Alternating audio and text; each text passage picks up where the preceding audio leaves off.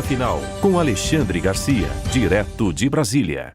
Bom, confirmado, nenhuma surpresa para ninguém, mesmo antes de começar o processo, todo mundo já sabia que o objetivo era condenar Bolsonaro, né? Desde o início, não, desde o início do governo Bolsonaro, né? Mas, enfim, transitou em julgado agora. Então já acabou essa fase, começa a fase da execução. E a definição mais importante é que Bolsonaro fica decidido por Alexandre de Moraes e endossado pelos outros integrantes da primeira turma, né? Fica na superintendência da Polícia Federal do Distrito Federal, onde ele já estava desde sábado, né? Depois daquela convocação de vigília de oração, a Polícia Federal mandou um relatório a Moraes dizendo que havia perigo futuro, né? Eu mencionei aqui o filme em que as pessoas eram punidas antes de cometer o crime. Mas, enfim, aí teve o agravante de ter mexido na tornozeleira. Agora ele fica sem tornozeleira, numa sala de 12 metros quadrados, é um cubículo, tem uma janelinha num canto. Ontem eu disse que não sabia se tinha janela, tem uma janelinha num canto, tem um ar-condicionado, tem um frigobar, uma cama, um armário. Eu pensei que tivesse uma mesa de trabalho, não vi. Eu não sei se o armário se converte em mesa de trabalho. Mas confinado ali aquilo que disse o doutor Marcelo Caixeta no seu relatório, né? Altíssimo risco de um AVC, de uma broncopneumonia por aspirar restos do estômago, né?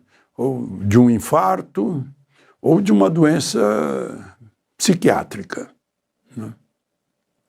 Ele que é uma pessoa cheia de energia, mesmo depois da facada. Aliás, tudo isso é consequência da facada. A facada continua penetrando no abdômen de Jair Messias Bolsonaro. São 27 anos e 3 meses a condenação, né? E a recomendação é que a Polícia Federal vai ter que ter plantão médico permanente, com todos esses riscos, né? E os outros também, daquele mesmo julgamento conjunto que teve um único voto, o voto certo, de Fux, né? Um juiz experiente, de carreira, que demonstrou que não fazia sentido, né? A única semelhança entre Bolsonaro e Lula é uma sala especial em superintendência da Polícia Federal, porque fora disso não houve semelhança no processo. Lula passou em todas as instâncias, desde a primeira, segunda, terceira até a última, com direito de defesa, recursos. Bolsonaro tinha recurso ao próprio condenador. Tanto que, decidido tudo, a defesa de Bolsonaro ainda está reclamando que teria mais um recurso, mas isso foi fechado. E aí os demais, né? O Ramagem está nos Estados Unidos, foi condenado a 16 anos. Começaria hoje a execução da pena dele, ele, a mulher e as filhas, né? Ele foi sozinho primeiro, depois vieram a mulher e as filhas. A mulher disse que volta ao Brasil quando tiver segurança jurídica, ou seja, devido processo legal, né? Normalidade democrática. O Anderson Torres, há 24 anos, vai para um batalhão da PM que fica junto à Papuda e que resolveram chamar de Papudinha, né? O almirante Almir Garnier, que foi ministro da Marinha, vai para a estação rádio da Marinha do Brasil, que fica um pouquinho afastado de Brasília. O general Braga Neto já está preso na 1ª Divisão de Exército no Rio. O general Braga Neto foi chefe da Casa Civil, foi ministro da Defesa, né? Foi quem coordenou o socorro no tempo da pandemia.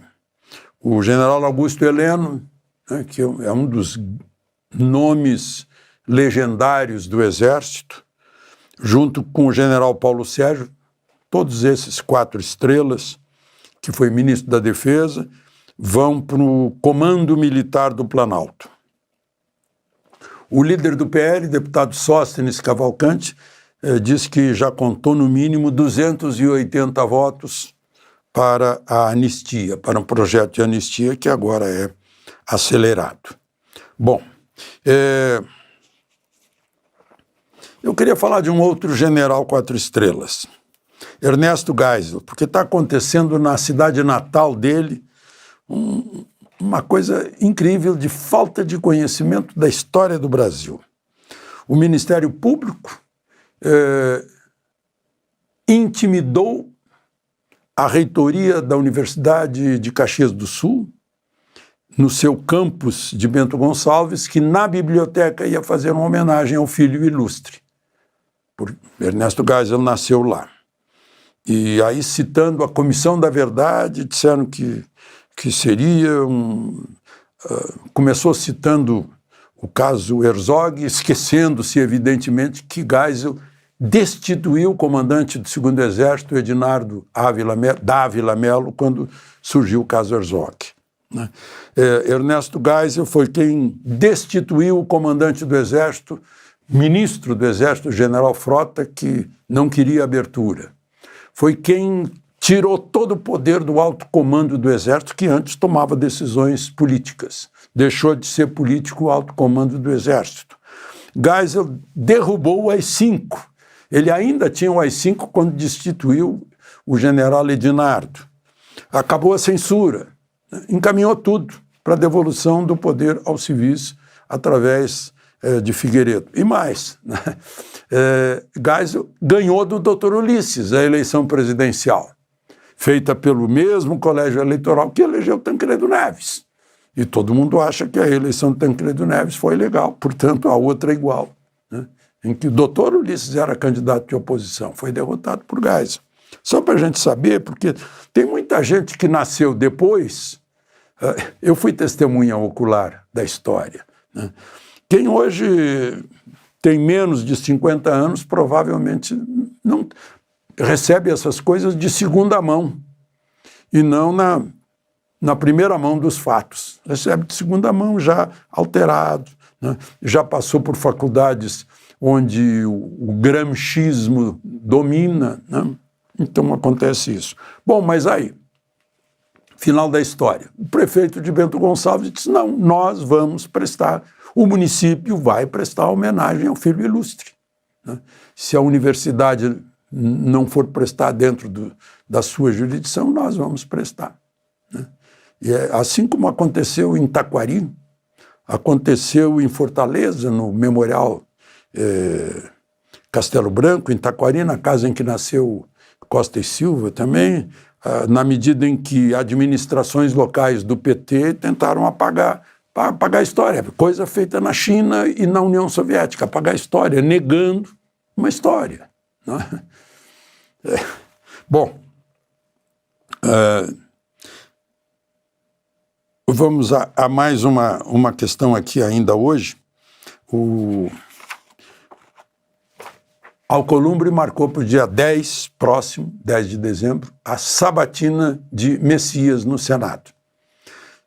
Na Comissão de Constituição e Justiça tem 27 senadores. É preciso de mais da metade dos senadores para ele ser aprovado. O que, teoricamente, vai ser discutido na sabatina são as 3 exigências da Constituição. Se não me engano, o artigo 101. Né? Notável saber jurídico, reputação ilibada e ter acima de 35 anos e menos de 75. E ele tem 45, isso já é inquestionável, né? Mas vai aparecer, vão aparecer perguntas para checar se ele está muito acima dos que estão acima da média, né? Se ele está assim, tipo outros ministros que brilharam lá no Supremo no século passado, né? Ou se tem saber jurídico de um Fux, ou de um Moreira Alves, ou de um Ives Gandra, né? Bom, mas isso vai ser decidido por lá. Vamos ver se tem mais alguma... Só para encerrar, né, gente? Tá aparecendo aí cada vez mais o rombo das estatais, o Globo está dando isso em primeira página, mostra que o maior rombo é dos Correios, com 5,8 bilhões, quase 6 bilhões, certamente vai terminar o ano com 10 bilhões.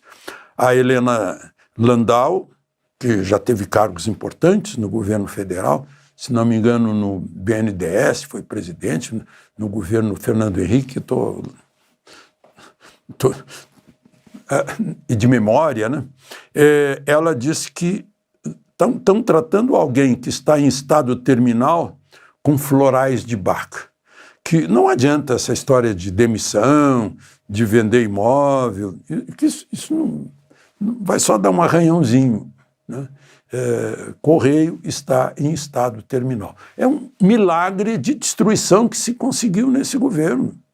No governo anterior, o Correio só tinha lucro e brilhava, né? General Floriano estava lá e qual é o milagre? É administrar direito, é não jogar dinheiro fora. Está lá, vai chegar no fim do ano com um rombo de 10 bilhões e se acabando. Helena Landau lembra, quem é que vai querer comprar? Nem comprar, né? Ela disse, olha, eu penso numa concessão para uma empresa privada com nós, contribuintes, assumindo as dívidas que ficam para trás dos Correios. É a vocação para destruir. De Brasília, Alexandre Garcia.